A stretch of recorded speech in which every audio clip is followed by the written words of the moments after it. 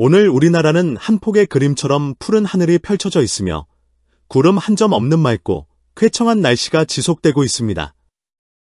대기 상태가 매우 안정적이고 가시거리도 탁월하여 봄 햇살이 도심과 산야를 골고루 비추고 있습니다. 그러나 이러한 맑은 날씨는 그리 오래 지속되지는 않을 것으로 보입니다. 서서히 변화를 예고하는 기류가 중국 대륙 쪽에서 감지되고 있습니다. 중국 내륙에서 북쪽으로 팽창하며 부풀어 오른 이른바 벌지를 동반한 저기압이 점차 우리나라를 향해 접근하고 있습니다. 이 저기압은 단순한 기압의 변동이 아니라 황사 현상을 동반한 복합적인 대기 교란입니다. 대기 흐름을 따라 이 저기압이 우리나라 상공으로 진입하게 되면 현재의 맑은 하늘은 점차 뿌연 황색 먼지로 가려지게 될 가능성이 큽니다. 이는 단순한 먼지가 아니라 건강에도 악영향을 줄 수 있는 미세한 입자의 황사이므로 각별한 주의가 요구됩니다. 한편 일본 남쪽 해상에서는 장마철을 연상케 하는 두터운 구름층이 형성되어 있습니다. 이 구름은 마치 장마전선의 전조처럼 보이며 남쪽 해역 전반에 걸쳐 밀도 높게 퍼져 있습니다.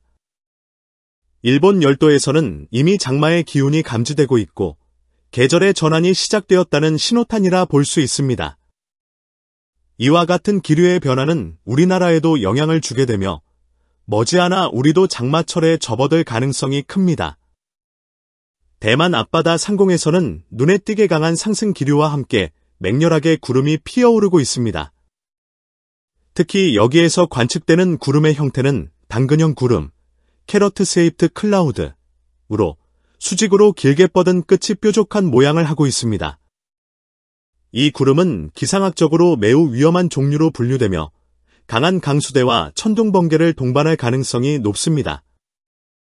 전문 용어로는 테이퍼링 클라우드라고도 불리며 집중호우를 일으키는 주요 요인 중 하나로 꼽힙니다. 현재로서는 이 구름대가 육지를 덮고 있지는 않지만 향후 장마전선이 활성화되면 이와 유사한 구름이 반복적으로 남해안과 중부지방에까지 영향을 미칠 수 있습니다. 이러한 구름이 발생할 때는 국지적인 폭우는 물론이고 돌풍, 낙뢰 등의 기상현상도 동반될 가능성이 높아 철저한 대비가 필요합니다. 일본 오키나와에서는 장마철이 임박했다는 소식이 전해지고 있습니다. 오키나와 남쪽 해역에는 비구름이 연속적으로 걸쳐 있으며 이는 마치 장마전선처럼 길게 형성된 비구름대입니다. 일본 기상청은 통상 월요일에 주간예보를 갱신하면서 장마의 시작 여부를 공식 발표하는데 오늘이 바로 그 월요일이기 때문에 장마 돌입 발표가 있을 가능성이 높습니다. 참고로 오키나와의 평년 장마 시작일은 5월 10일 전후입니다. 만약 오늘 장마 시작이 공식화된다면 올해는 예년보다 다소 빠른 장마가 시작되는 셈입니다. 이제 남쪽 지역부터 서서히 장마의 영향권에 접어들고 있다고 봐야 할 것 같습니다.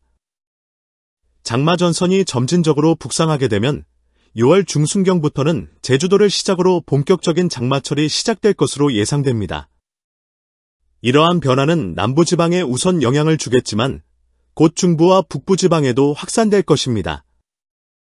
5월 4일 일요일, 국내 최고 기온은 강원도 동해시에서 24.3도를 기록하였습니다.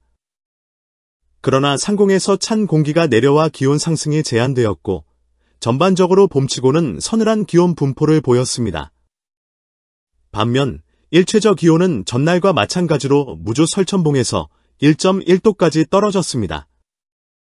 5월에도 여전히 설천봉은 영하권에 머무르고 있으며 고지대의 계절 전환은 여전히 늦게 진행되고 있습니다.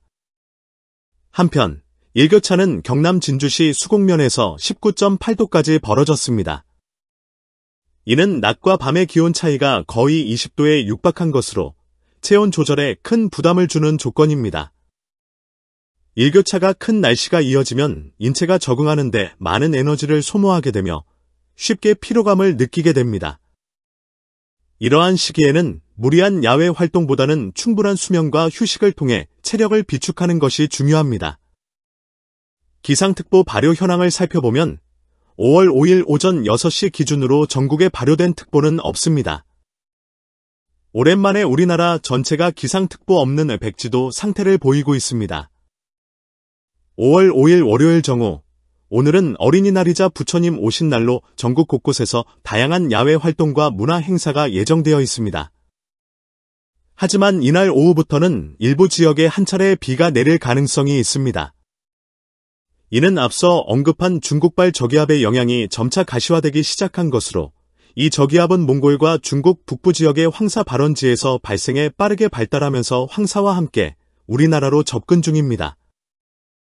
그로 인해 오후부터 서쪽 지역을 중심으로 대기질이 점차 악화될 것으로 예상됩니다. 5월 5일 정오 현재 중국 대륙에는 짙은 황사가 스탠바이 상태로 포진하고 있으며 위성사진 상으로도 뚜렷하게 감지됩니다. 우리나라로 향해 다가오는 이 황사는 맑고 투명하던 하늘을 뿌연 황색으로 덮을 것입니다. 이에 따라 호흡기 질환을 앓고 있는 사람이나 어린이, 노약자는 외출을 자제하고 실내 활동을 중심으로 계획을 조정하는 것이 바람직합니다. 봄철에는 일반적으로 대륙 내부에서 기온 변화가 급격하게 일어나기 때문에 대기의 불안정성이 커지고 그 결과로 강한 편서풍이 우리나라 쪽으로 불어오는 경향이 있습니다. 이러한 기상 조건 속에서 중국과 몽골 지역의 건조한 황토 사막지대에서 발생한 황사가 바람을 타고 저기압과 함께 우리나라로 이동해 옵니다.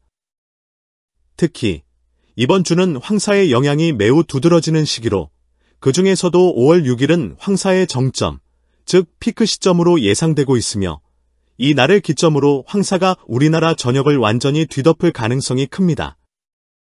5월 6일은 화요일이며 시간은 낮 12시 정오입니다.